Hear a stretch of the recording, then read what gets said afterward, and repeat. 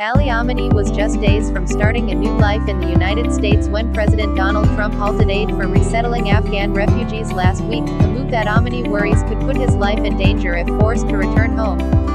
After processing in Albania, he had a flight booked for Tuesday and his bags were packed when Trump suspended state aid needed to transport tens of thousands of Afghans who have been granted visas.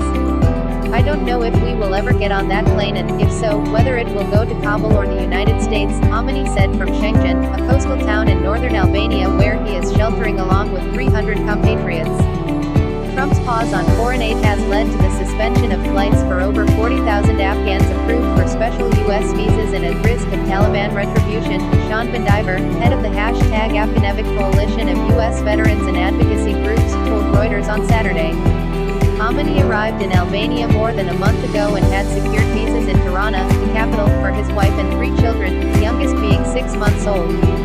Following the chaotic U.S. withdrawal from Afghanistan in 2021, thousands who worked for the U.S. Army or other organizations were processed in Albania and granted visas before traveling to the United States.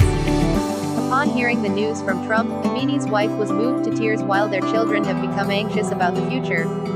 After working as a locksmith for U.S. troops before their withdrawal from Afghanistan in 2021, Amini lived in hiding for 3 years for fear of Taliban reprisals. "If we return, they will kill us because, to the Taliban, we are essentially Americans and their number one enemies, as we work shoulder to shoulder with the Americans."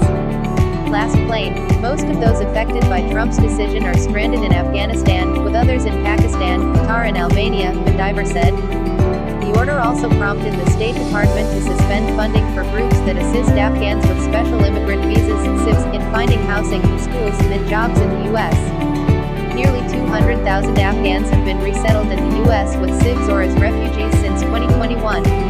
Trump's victorious 2024 re-election campaign included promises of strict immigration policies. In Shengjan, children play soccer and write their names in the sand on the beach while their parents anxiously check phones for news. Among whispers, Trump's name is mentioned.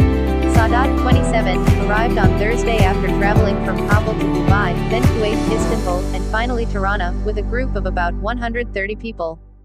"My friends in Kabul tell me I am lucky, as that might have been the last plane with people like us," said Sadat, noting that he was informed on Saturday of a visa interview scheduled for the following week. "Things are changing every hour, and the wait until next week feels like a lifetime. I am so worried," Sadat added.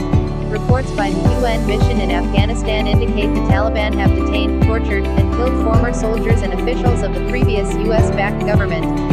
The Taliban have issued a general amnesty for former troops and government officials but deny these allegations. "We cannot return to Afghanistan because, for the Taliban, we are already in America and will be treated as spies," explained Sadat. "Mr. Trump, do not send us to the butcher's knives in Kabul," pleaded another Afghan, whose visa expires in 2 weeks.